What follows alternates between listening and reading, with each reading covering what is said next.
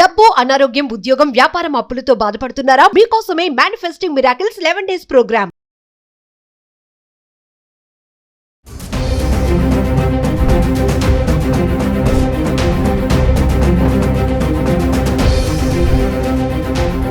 నమస్తే, welcome to Suman TV. ప్రస్తుతం మనతో పాటు ఉన్నారు consumers affair committee chairman Mandiri Krishna Reddy గారు. నమస్తే సార్. నమస్తే అమ్మ. సార్, బంగారం ధరలు చూసుకుంటే 1,00,000 దాటేసింది. కొంచెం తగ్గినట్టు అనిపిస్తుంది, మళ్ళీ అది పెరగొచ్చు తగ్గొచ్చు కూడా. మరి ఒకేసారి అమాంతంగా అంటే బుల్లెట్ లాగా దూసుకుని వెళ్ళిపోతుంది బంగారం ధర అనేది. ఎందుకు ఒకేసారి ఇంత హైప్ అయింది అంటారు? అంటే ఏప్రిల్ నెలలోనే చూసుకుంటే చాలా గణనీయంగా పెరిగింది అనుకోవచ్చు. ఒకసారి దాని గురించి మాట్లాడుకుందాం. ట్రంప్ మహత్యం అని చెప్పాలి, ఎంతకన్నా వేరే లేదు దీంట్లో. సింపుల్గా చెప్పాలంటే ట్రంప్ మహత్యమే ఇదంతా కూడా. ట్రంప్ తీసుకున్న ఒక నిర్ణయం ఏదైతే ఉందో, సుంకాలు, ప్రతీకార సుంకాలు పెంచాలనేటువంటి కోరికతోటి విపరీతంగా అన్నిటి మీద సుంకాలు పెంచేశాడు. ఆ తర్వాత మళ్ళీ కాంప్రమైజ్ అయిపోయి 3 మాసాలు మాత్రం సమయం ఇస్తున్నాను, 3 మాసాల్లో మీరు ప్రతి ఒక్క దేశంతో విడివిడిగా మాట్లాడతాం, దాన్ని బట్టి వాడు తీసుకునే నిర్ణయాన్ని బట్టి మేము ఎంత వేయాలనేది లాస్ట్కు మళ్ళీ 3 మాసాల తర్వాత తీరుస్తా అన్నాడు. చైనాతో మాత్రం నువ్వెంత అని ఇద్దరు పెంచుకొని విపరీతంగా వందల సంఖ్యలో పెంచుకుంటూ పోయారు. ఇప్పుడు అది పరిస్థితి. అంటే ఈ సుంకాల కారణంగానే ఇంత మార్పు వచ్చిందని చెప్పడానికి సందేహించాల్సిన అక్కరే లేదు. దాదాపుగా ఈ 1 month లోపల జరిగినటువంటి పర్యవసానమే 20 days 25 days నుంచి జరిగిన ప్రయత్నంలో పెరుగుతుంది తగ్గింది, ఇట్లా పెరుగుతూ తగ్గడం తక్కువ, పెరగడమే ఎక్కువైపోయిన పరిస్థితి ఏర్పడింది. 1,00,000 కూడా క్రాస్ అయిపోయిన పరిస్థితి కూడా మనం చూసాం. ఎందుకు ఇలా జరుగుతుంది అంటే చెప్పే కదా మీకు, ఒకటి డాలరు ఫ్లక్చువేట్ అవ్వడం, డాలర్ రేటు పడిపోవడం, డాలర్ రేటు పడిపోతూ వస్తుంది, డాలర్ రేటు స్థిరంగా ఉండడం లేదు. డాలర్ రేట్ ఎప్పుడైతే పడిపోతుందో అప్పుడు ఆటోమేటిక్గా బంగారం రేటు పెరుగుతుంది. రెండోది, మార్కెట్లో స్టాక్ మార్కెట్లు ఎప్పుడైతే ఫ్లక్చువేట్ అవుతుంటాయో, అంటే ఒకేసారి పెరగడం కానీ ఒకేసారి తగ్గడం కానీ, ట్రంప్ ప్రకటించిన ఒక వారం రోజుల పాటు వరుసగా 1,00,000 కోట్లు ఆవిరైపోయింది. మళ్ళీ ఆ తర్వాత మెల్లమెల్లగా రోజు 500 పాయింట్లు 1000 పాయింట్లు అట్లా పెరుగుకుంటూ వస్తూ ఉంది, గణనీయంగా పెరుగుతూ వస్తుంది. అటు బాగా పెరిగినా ఇటు బాగా తగ్గినా ఫ్లక్చువేషన్ లోపల బంగారం రేట్లు పెరుగుతూ ఉంటాయి, పాసిబిలిటీస్ ఉంటాయి. అలాగే ఇప్పుడు ఇది తగ్గదా పెరగదా, ఇది ఎట్లాగా ఉంటుందా, ఇంకా 1,20,000 పోతుందా, 1,50,000 పోతుందా అని చాలా మంది ఎక్స్పెక్ట్ చేస్తున్నారు.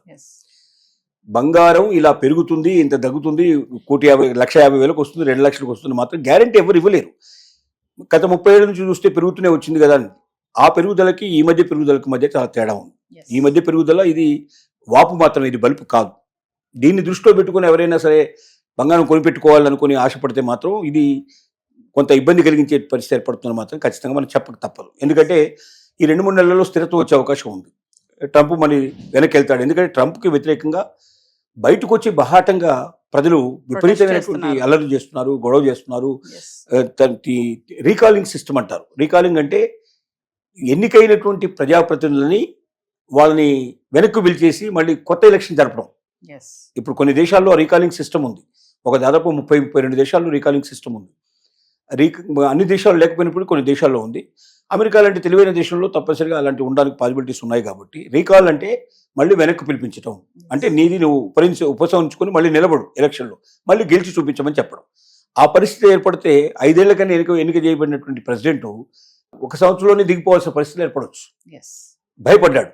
ఖచ్చితంగా తెలుస్తుంది. ఎందుకంటే ఎవడైనా ఒక అమెరికన్ ప్రెసిడెంట్ అయ్యేటువంటి స్థాయిలోకి వెళ్ళాడంటే ఈ తెలివితేటలన్నీ లేకుండా అక్కడ దాకా వెళ్తాడా?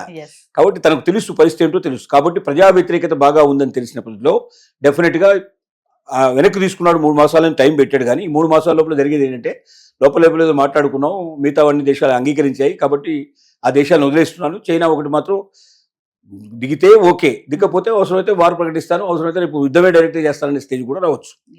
ఎందుకంటే అందరి ముందు ఓడిపోతే ఇప్పుడు మిగతా వాళ్ళందరూ కాంప్రమైజ్ అయినారు, కానీ చైనా కాంప్రమైజ్ కాలేదు.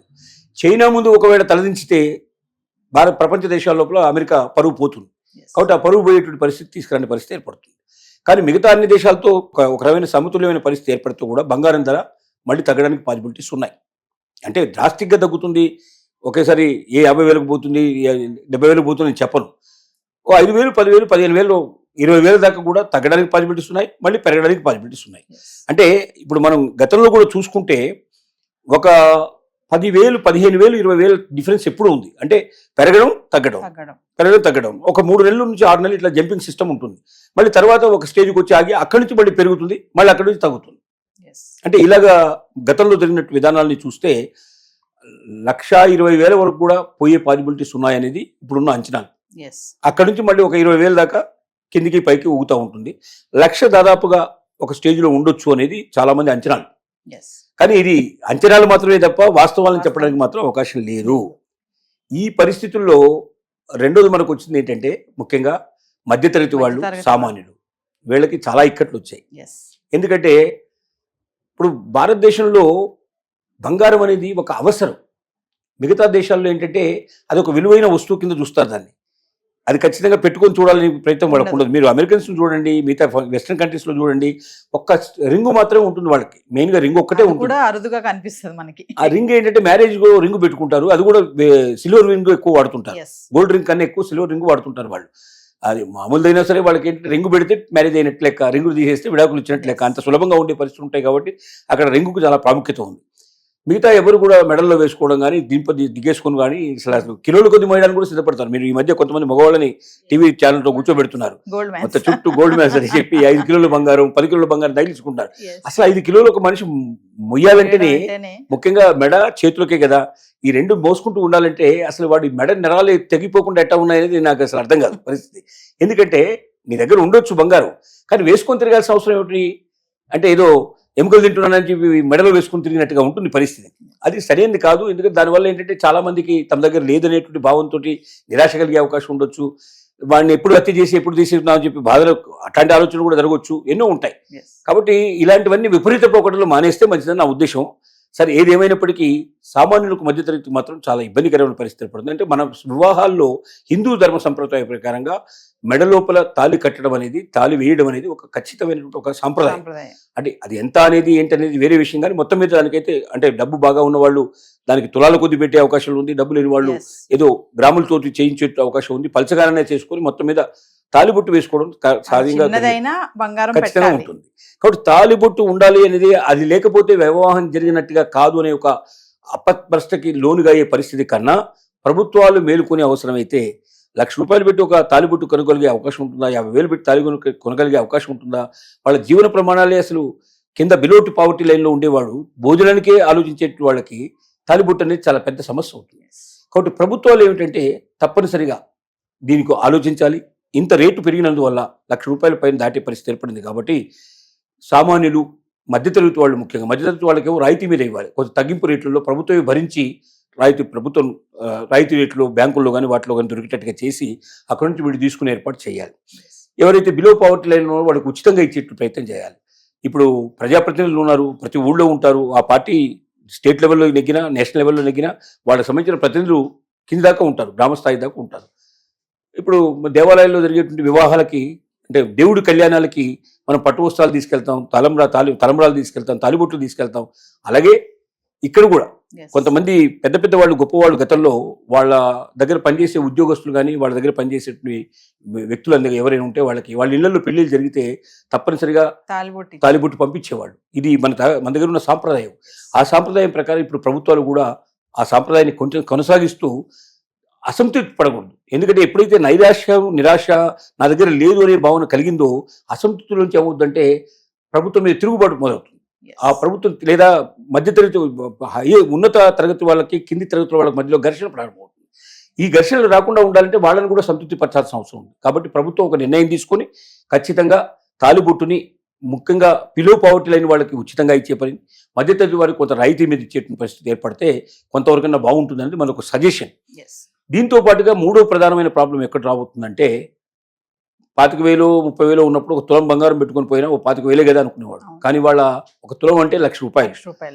ఒకవేళ 5 తులాలు 10 తులాలు పెట్టుకున్నారనుకోండి, వాళ్ళు ఓ 10 తులాస్ ఉండేటువంటి ఏముంది వాళ్ళని 10 తులాలు అంటే 1-2 చైన్స్ వేసేసుకుని చేతులకి బ్రాస్లెట్స్ ఇట్లాంటి మామూలు గాజులు వేసుకున్నా ఓ 10 తులాలు అయ్యే అవకాశాలు ఉన్నాయి. 10 తులాలంటే ₹10,00,000 వాడి దగ్గర ఉన్నట్లు లెక్క. ఏ బ్యాంకుకు కన్నం వేసి ఇంత బాధలు పట్టడం ఎందుకు? వీళ్ళని సరిగ్గా టక్కన నోరు మూసేసి పక్కకు లేకపోయి ఉన్నాయని తీసేసుకొని పంపిస్తే సరిపోతుంది, లేదా అవసరంతో పొట్టు చేసి తీసుకెళ్లిపోతే బాగుంది అనే పరిస్థితి ఏర్పడుతుంది. అంటే దొంగల భయం కూడా ఉందంట. దొంగల భయం, హత్య కూడా. హత్య అంటే వీళ్ళని కావాలని హత్య చేయరు, వీళ్ళు ఎక్కడ అరుస్తారో, వీళ్ళు ఎక్కడ మనం బయటపడతామని టక్కున పొడి చేసేసి ఉన్న వేసుకొని పోయే పరిస్థితులు ఏర్పడతాయి. కాబట్టి నా దగ్గర ఉన్నది కాబట్టి నేను ప్రదర్శిస్తాను అంటే, నువ్వు ప్రదర్శించావు కాబట్టి నేను తీసుకెళ్తానంటాడు వాడు. Yes. నువ్వు ప్రదర్శించడానికి నీకు ఎంత హక్కు ఉందో తీసుకెళ్ళడానికి నాకు అంతే హక్కు ఉందంటే చట్ట ప్రకారం అది తప్పైనా నేరమైనా దాని ఆ అవకాశం కోసం పొంచి ఉండేటువంటి వాళ్ళు చాలా మంది ఉన్నారు. Yes. ఎంతో మంది దొంగలు సునాయాసంగా తీసుకెళ్ళడానికి ప్రయత్నం చేసే పరిస్థితులు ఏర్పడతాయి. కాబట్టి ఒకటి ఫంక్షన్స్లో వాటిల్లో వేసుకుపోయేటప్పుడు వీలైనంత తక్కువగా ప్రదర్శించే ప్రయత్నం చేయడం మంచిది. తప్పదు అనుకున్నప్పుడు పక్కన సెక్యూరిటీ కూడా నీకు తగినటువంటి వ్యక్తులు కూడా తీసుకుని పోవాల్సిన అవసరం ఉన్నది. ఒంటరిగా వెళ్ళి మహిళలు ఎక్కువగా ధరించి వెళ్ళి రాత్రిపూట బస్సుల్లో ప్రయాణం చేయడం, ట్రైన్లలో ప్రయాణం చేయడం మాత్రం క్షేమకరమైన విషయం కాదు. ఖచ్చితంగా దొంగదాడులు జరిగే అవకాశం ఉంది, దాడులు జరిగే అవకాశం ఉంది. వాళ్ళు అరవడం మొదలు పెడితే ఆటోమేటిక్, ఎందుకంటే స్త్రీ ఇంకేదైనా జరిగినా అరుస్తుందో లేదో కానీ బంగారం తీసుకెళ్ళిపోతే మాత్రం గట్టిగా అరుస్తుంది, గనక డెఫినెట్గా అరుస్తుంది. ఎందుకంటే వాళ్ళు ప్రాణప్రదంగా చూసుకుంటారు బంగారాన్ని. Yes. కాబట్టి తప్పనిసరిగా అరిచే అవకాశాలు ఉన్నాయి. అరిచినప్పుడు వాడు బయటపడతాడేమో భయం వాడుకుంటుంది. ఇప్పుడు పాము కరవడానికి వచ్చినప్పుడు పాము కూడా భయంతో కాటేస్తుంది వాస్తవంగా. అంటే మనకెంత భయపడతాం పాము అంతే భయపడుతుంది. అలాగే ఇక్కడ దొంగ కూడా అంతే భయపడతాడు. దొంగ భయపడి ఏం చేస్తాడు, వాడు అరిస్తే మనం బయటపడి అందరూ వచ్చి నన్ను తంతారేమో, పట్టుకుంటారేమో, నేను దొరికిపోతానన్న భయంతో టక్కున పొడి చేసే అవకాశాలు ఉన్నాయి, ప్రాణం తీసే అవకాశాలు ఉన్నాయి. కాబట్టి ఇలాంటివన్నీ చాలా జరుగుతాయి. ఎంతైతే విలువైన బంగారానికి విలువ పెరుగుతున్నా కొద్దీ డేంజర్ కూడా బాగా పెరుగుతుంది. ఎందుకంటే మన మహిళలకు ఉన్నది ఏంటంటే ఉన్నది ఇంట్లో పెట్టుకోవడానికి ఉండదు. ఎక్కువ ఫంక్షన్స్కి ఎవరింటికైనా వెళ్ళినప్పుడు వేసుకొని పోవాలి, 10 మందిలో ప్రదర్శించాలి, 10 మంది నా దగ్గర ఈ బంగారం ఉందని చెప్పుకుంటే వాళ్ళు గర్వంగా ఫీల్ అవుతారు. అయ్యో ఆవిడ అదృష్టంతో గొప్పది, మాకు అదృష్టం లేని వాడు ఫీల్ అయితే ఇంకా ఎక్కువగా ఆనందపడతారు. ఇలాంటి మనస్తత్వం మహిళలకి చాలా ఎక్కువ ఉంటుంది. అంటే అందరు కాకపోయినా ఎక్కువ భాగం ఉండే మహిళలకి బాగా ఉంటుంది. కాబట్టి ఇలాంటి ప్రదర్శనలో ఇప్పుడు ప్రదర్శించడం ప్రారంభిస్తే నువ్వు అనవసరంగా నీ ప్రాణానికి అపాయం తెచ్చుకునే పరిస్థితి, నీ బంగారాన్ని పోగొట్టుకునే పరిస్థితి కూడా ఏర్పడుతుంది. కాబట్టి అలాంటి జాగ్రత్తలు కూడా తీసుకోవాల్సిన అవసరం దీంట్లో పుష్కలంగా ఉంది. వీటన్నిటిని మనం దృష్టిలో పెట్టుకుని ముందుకెళ్లాల్సిన అవసరం అయితే ఉందని నేను చెప్పగలను. Thank you.